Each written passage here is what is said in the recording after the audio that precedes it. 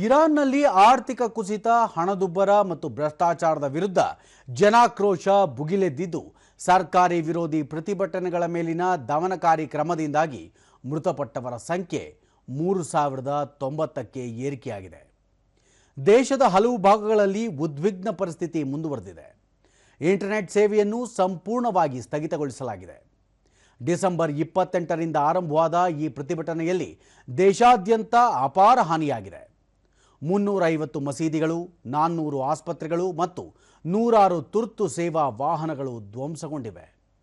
ಈ ನಡುವೆ ಮಧ್ಯಪ್ರಾಚ್ಯದಲ್ಲಿ ಹೆಚ್ಚುತ್ತಿರುವ ಯುದ್ಧದ ಭೀತಿ ಹಾಗೂ ಅಸ್ಥಿರತೆಯ ಹಿನ್ನೆಲೆಯಲ್ಲಿ ಇರಾನ್ನಲ್ಲಿದ್ದ ಭಾರತೀಯ ಪ್ರಜೆಗಳ ಮೊದಲ ತಂಡ ನಿನ್ನೆ ತಡರಾತ್ರಿ ರಾಷ್ಟ್ರ ರಾಜಧಾನಿ ದೆಹಲಿಗೆ ಸುರಕ್ಷಿತವಾಗಿ ಮರಳಿದೆ. ಇರಾನ್ನಲ್ಲಿನ ಭದ್ರತಾ ಪರಿಸ್ಥಿತಿ ಹದಗೆಡುತ್ತಿರುವ ಹಿನ್ನೆಲೆಯಲ್ಲಿ ಕೇಂದ್ರ ಸರ್ಕಾರ ವಾಪಸ್ ಬರುವಂತೆ ಹೇಳಿದ ಬೆನ್ನಲ್ಲೇ ಭಾರತೀಯ ನಾಗರಿಕರು ತಾಯ್ನಾಡಿಗೆ ಮರಳಿದ್ದಾರೆ. ವಿಮಾನ ನಿಲ್ದಾಣಕ್ಕೆ ಆಗಮಿಸಿದ ಭಾರತೀಯರು ಇರಾನ್ನಲ್ಲಿನ ಪರಿಸ್ಥಿತಿ ಆತಂಕಕಾರಿಯಾಗಿದೆ, ಸುರಕ್ಷಿತವಾಗಿ ಕರೆತರಲು ಕೇಂದ್ರ ಸರ್ಕಾರ ನೀಡಿದ ಸಹಕಾರ ಹಾಗೂ ಬೆಂಬಲಕ್ಕೆ ಚಿರಋಣಿ ಎಂದು ಹೇಳಿದ್ದಾರೆ.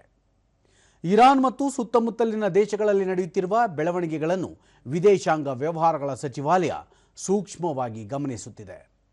ಭಾರತೀಯ ಪ್ರಜೆಗಳ ಸುರಕ್ಷತೆ ಹಾಗೂ ಯೋಗಕ್ಷೇಮಕ್ಕೆ ನಾವು ಬದ್ಧರಾಗಿದ್ದೇವೆ ಎಂದು ಸಚಿವಾಲಯ ತಿಳಿಸಿದೆ. ಇರಾನ್ನಲ್ಲಿರುವ ಭಾರತೀಯರು ಅಲ್ಲಿನ ರಾಯಭಾರ ಕಚೇರಿಯೊಂದಿಗೆ ನಿರಂತರ ಸಂಪರ್ಕದಲ್ಲಿರುವಂತೆ ಹಾಗೂ ಸಾಧ್ಯವಾದಷ್ಟು ಶೀಘ್ರ ದೇಶವನ್ನು ತೊರೆಯುವಂತೆ ಸರ್ಕಾರ ಈಗಾಗಲೇ ಸೂಚನೆ ನೀಡಿದೆ.